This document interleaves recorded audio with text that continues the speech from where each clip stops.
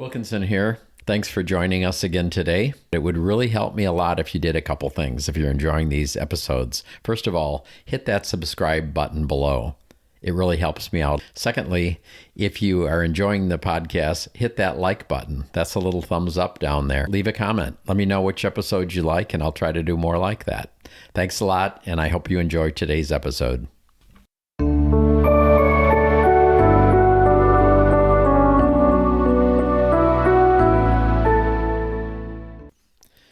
Greetings, Wilkinson here. Today my guest is Rob Rosen. Say hi, Rob. Hi, Rob. Well, that's never happened before. Anyway, glad to have you. It's a pleasure to be here. Thanks for having me. I met Rob, a couple weeks ago at coffee shop in Palm Springs. And I was talking to somebody else, and I was saying, I need people for my podcast with interesting stories. And somebody pointed him out, and I approached him and tell us what you do. What do I do? So I've been a writer, editor, and anthologist for the last 25 years. What's your subject? So all my novels, I have 17 novels. They're all romantic fiction with heavy doses of comedy. And I write in multiple genres, frequently multiple genres within a novel. And then I'm also an erotic short story writer and anthologist. Of all that, what do you like doing best? What do I like doing best? I just like writing. Oh, do you? Writing to me is joy. I could not write like I need to write like I need to breathe.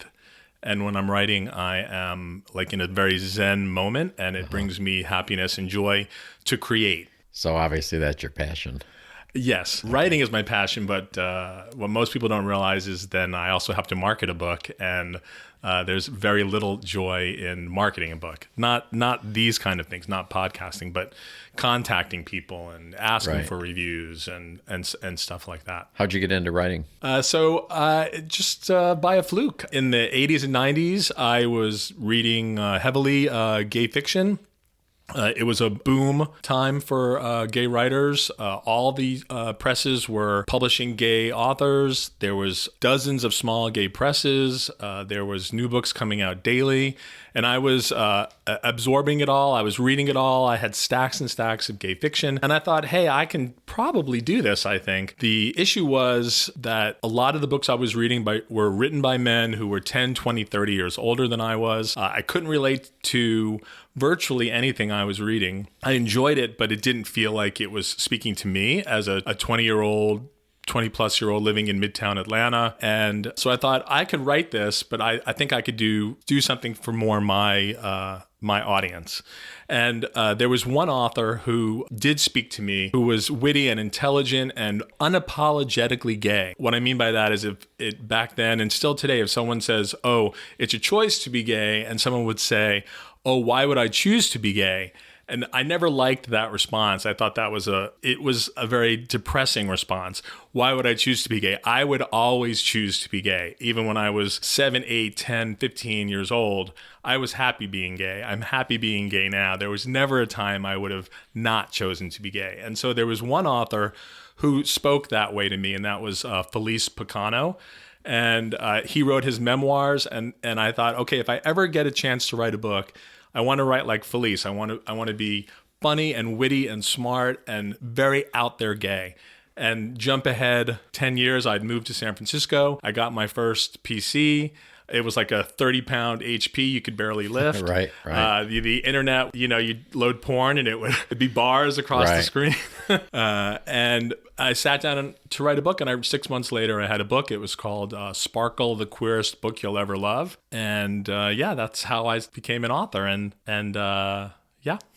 So we were chatting a little bit, as I always do with my guests beforehand, and you were telling me about the universe I won't say interrupting, the universe placing things in your life in front of you. Yes. Talk a little about that. I'm a strong believer in fate, and there have been key moments in my entire writing life that led me down certain paths that, if you thought about it, would be 1 in a million instances. Like, there's no way they should have happened. You have to be talented to write a book, but you also have to be in the right place at the right time.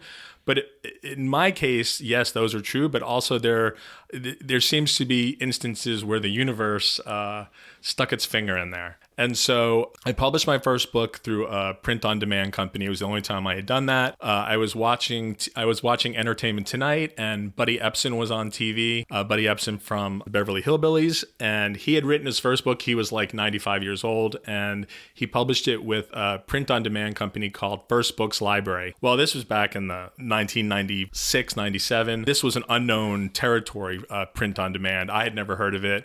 But I had just written my book, Sparkle. It was a week later. I had no idea what to do with it. And I go, First Books Library, hey, that sounds interesting. I have a first book. Well, jump ahead 3 months and I had a book in my hand. They published it for me. They put it on Amazon and all the websites. They distributed it to bookstores.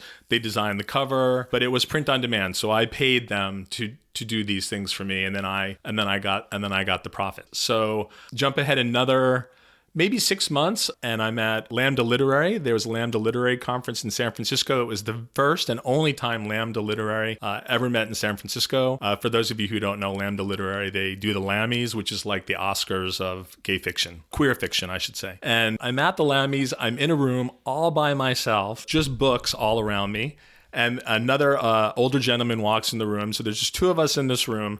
And we're all looking at the book. We're both looking at the books. And 5 minutes later, a woman steps in and she goes, Felice, you're on next. And I stop cold in my tracks and I go, are you Felice Picano? And he goes, yes. So the whole reason I had started writing was standing directly in front of me. It was an unbelievable moment. And I had my book in my backpack that I had just written and I signed it to him. And Felice and I have now been friends for, I don't know, since 1997. Wow. We've done readings together around the country. I have edited him myself. It's an amazing story to meet your hero and then actually become friends with him. And he has inspired me and continues to inspire me today to be a better writer. So what are some other instances where the universe popped in? Oh, or put something in front of you? So the first book came out and it did well. I wrote a second book. I thought, hey, my first book did really well. I have reviews from all over the country. I did my own little up and down the coast book tour. And I thought this should be easy. It should be easy to find a publisher. Well, it was not easy to find a publisher. It's never easy to find a publisher. It took me about 2 years to find a publisher for my second novel. 2 years is a long time. So in that interim, where I was looking for a publisher, I started writing short stories. And I was writing short stories for online literary sites, predominantly straight online literary sites. And so I was kind of honing my craft in those 2 years while I was looking for a publisher. I finally found a publisher. They signed a contract with me. And 2 months later, they were bought by another publisher and they stopped publishing any fiction. Oh, really? So it took me yes, really. Can you imagine 2 years looking, you find a publisher, you're elated. And it was a good publisher. It was a good sized publisher. They had a really good reputation and they folded their fiction section. So I was back to square one. A week later, I was at a bookstore for a reading, not my reading. And I was friends with the author, and the author introduces me to one of the editors at Queerest Press. And Queerest Press is also, and was then and is now, a large independent gay publishing house, more so then than today. Now they were bought also. The guy introduces himself and he goes, oh, what do you do? And I said, oh, I'm also a gay author. And I told him the story, how my publisher folded. And a week later, I had a contract. Oh, really? So it took me 2 years to find the first publisher, and then it took me a week to find the second publisher. And I've been with Queerest ever since. And that's another, interesting story of fate, like how I met Queerest Press. And Queerest Press published one novel of mine, Divas Las Vegas. And years later, the late, great Richard Labonte, who owned the gay bookstore in the Castro and who was the 19 times editor of Best Gay Erotica. He had retired, and Clea said, hey, do you want to be the editor of Best Gay Erotica, which is the largest and oldest of all erotic anthologies on the planet. And I'd only ever edited one other anthology before for a different publisher. But I said, sure, I'll do it, which is a huge responsibility, folks. Like stepping So into you these... said, I'll do it, and then I'll figure out how to do it. Exactly. Okay. And that's numerous times in my life. If something comes to you like that, where, it could literally change your life, you just take it. You take the risk, because saying no, I'd rather fail than, Right. and try at least. I didn't fail, by the way. Are they still publishing those? Almost every publisher I've ever published for in the last 25 years has folded. So are you like bad luck for them or what? No, that's just the way of the world these days. Right, There's very few gay publishers left, and certainly even the large publishing houses aren't publishing Gay Erotica for sure. What do you attribute that to? The internet and people's attention spans, and people on their phones all day reading. The last thing they want to do is go home and read some more. I think most bookstores have closed or shrunk. It's just the way it is, sadly. Going back to the whole story of fate and closed publishing houses, I had also, when I started writing short stories, I didn't think I ever wanted to write erotica, and because I didn't think I had anything to add to the genre. Like you think, well, erotica's been around a while, and pretty much every bit of smut that can be written about has been written about. But then it turned out that wasn't true, because I'm primarily a romance writer. I'm primarily a comedy writer, and there's not a lot of erotica that's comic romance, turns out. So I did have something to add to the genre, and I wrote a short story, one, and it was online only. And I thought, oh, that was fun. And then I saw it online, and a month later, the editor of Men Magazine, which at the time was the largest gay boy magazine on the racks, said, oh, I read your story. Would you like to write for us? So again, I had only written one piece of erotica, and the largest erotic magazine on the planet was asking me to write for them. I said, sure, I'll write for you.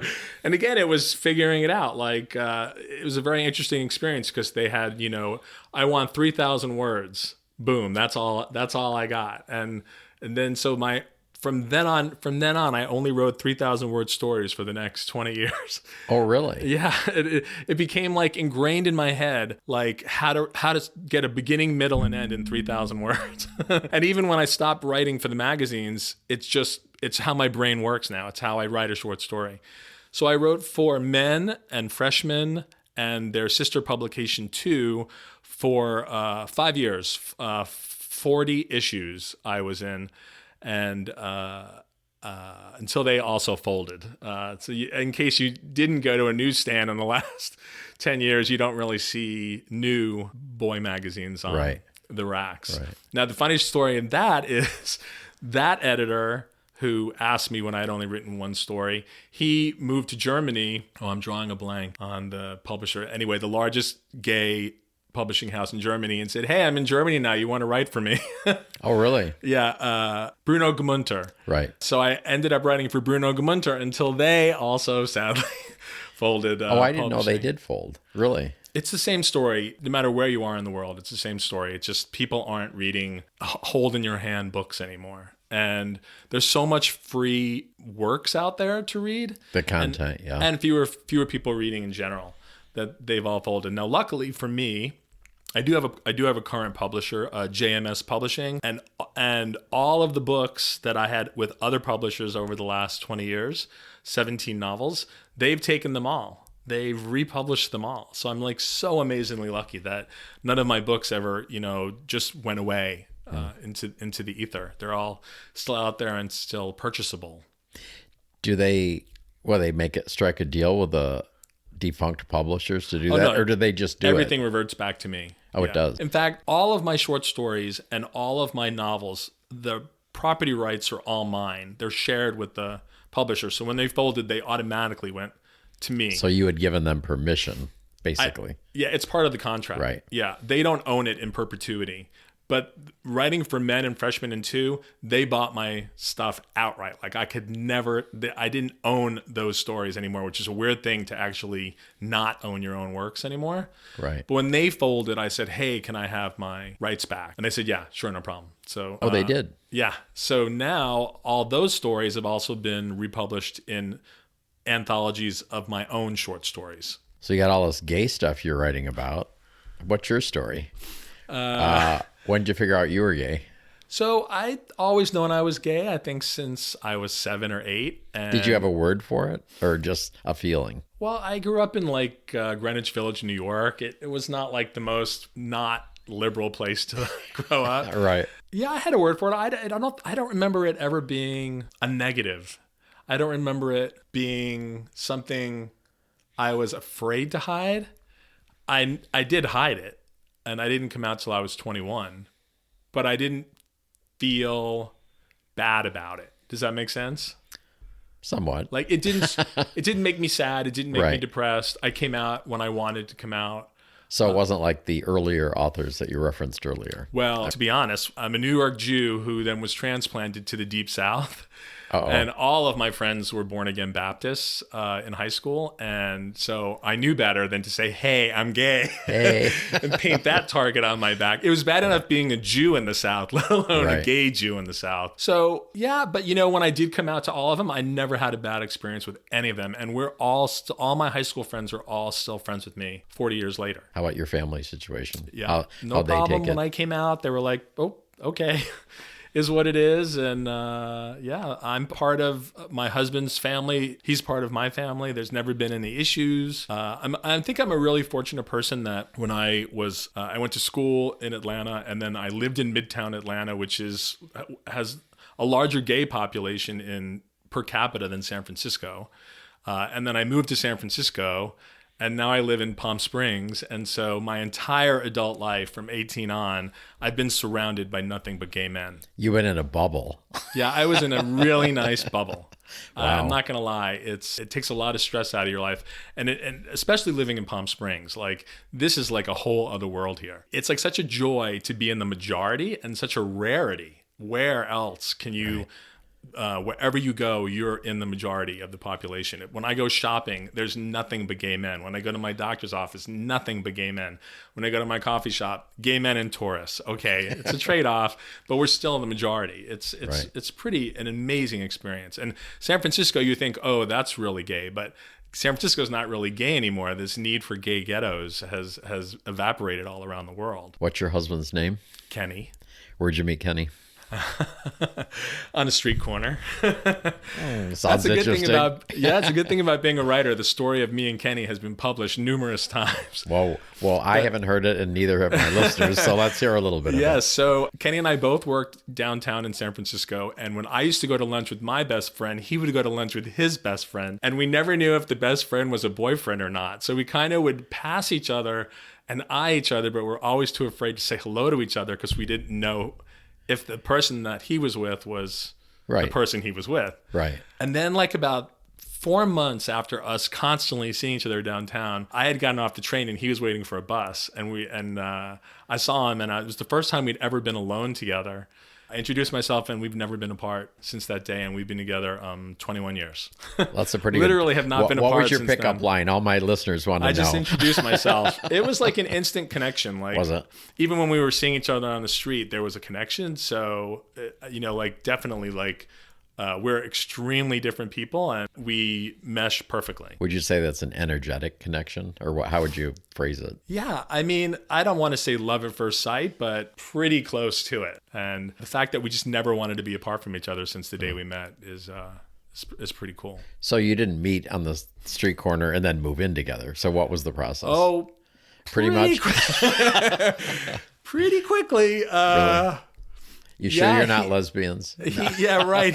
No comment. He All right. was living in a flat in the Castro, and within 2 weeks I had drawer space in his closet. So Really? and then I think about 6 months later we were living together. Yeah. So did you have other jobs that you could move to Palm Springs together? Or how did all that work? In fact, let me just also Okay. go back to my writing. So Kenny is the dedication page on all 27 of my books.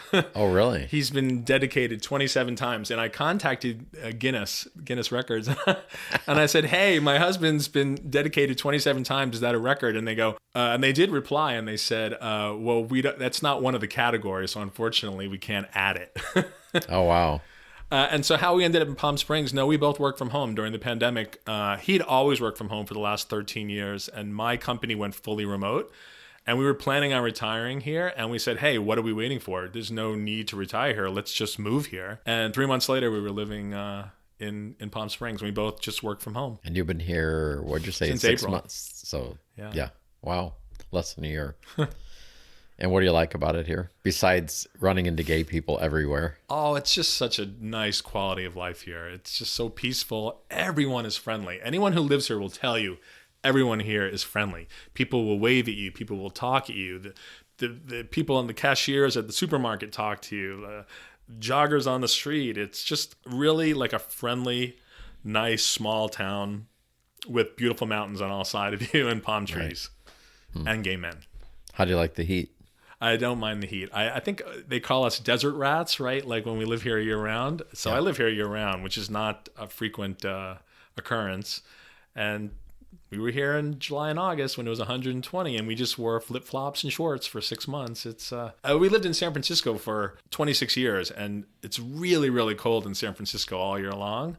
Right. So coming here to the heat is a welcome relief. So if aspiring writer, what would you say to them today? Well, it is a hard market. I'm not going to lie. I mean, as you heard me say, there's not a lot of publishers left. But what I could say is if you really love doing it, do it. And the universe was right by me. It pointed me in the right direction. It gave me a lot of opportunity. I've never stopped enjoying writing. So if it's something, and anything you want to do, anything you enjoy doing, you should do it. You should never be scared.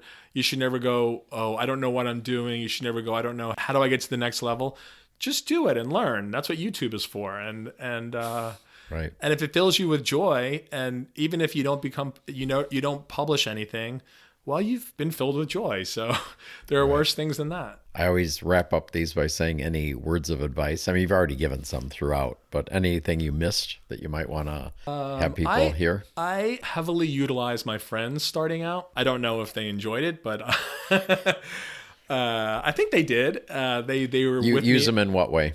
Well, they read all my first stuff. I know when I wrote my first book, they read every chapter as I wrote it. And then when I wrote my short stories, they read it. So it was fun that they were on the journey with me. You know, it adds to the excitement when you're not alone, when you're starting something out like that. Right. And also, I have also paid it back as an editor, as an anthologist. I really like having my friends in my anthologies. And over the years, a lot of writers have become my friends, which is really, really a great experience to get to meet those who have inspired you and continue to inspire you and who are also in the same boat as you, right? So as an anthologist, I've published well over 200 other authors, and I've developed relationships with a large number of them. Sounds good. I think we're wrapping it up now. Any final thoughts or no, if you don't mind me plugging my latest novel, just one plug.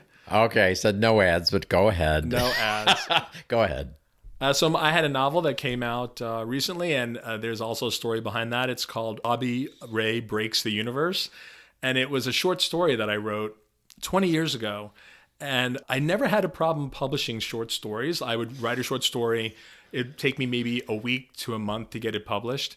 And this one nobody wanted, which is really weird. It took me like a year to find a home for it. But I always loved this story. It's a story about a man, a troubled guy who breaks 9 commandments, and there's an angel and a devil who want him to break the 10th one, and he doesn't know why. And I thought, well, that's a pretty unique story. So when I was thinking of my latest novel to write, I remembered that short story from 20 years ago. And I'm like, that was like the horse that could. It took me so long to get a publisher. Let's expand on that story. Right. And so that's my latest novel. What's the name again? Bobby Ray Breaks the Universe. Did he break the commandment? I guess you got to buy the book and read it, right? Well, you have to wonder, did he break that 10th commandment, and right. what was the significance behind it? All right, and we will put your contact info and a short bio in the episode notes, so they can find you that way. So thanks again for coming in. Thank you. It was a pleasure.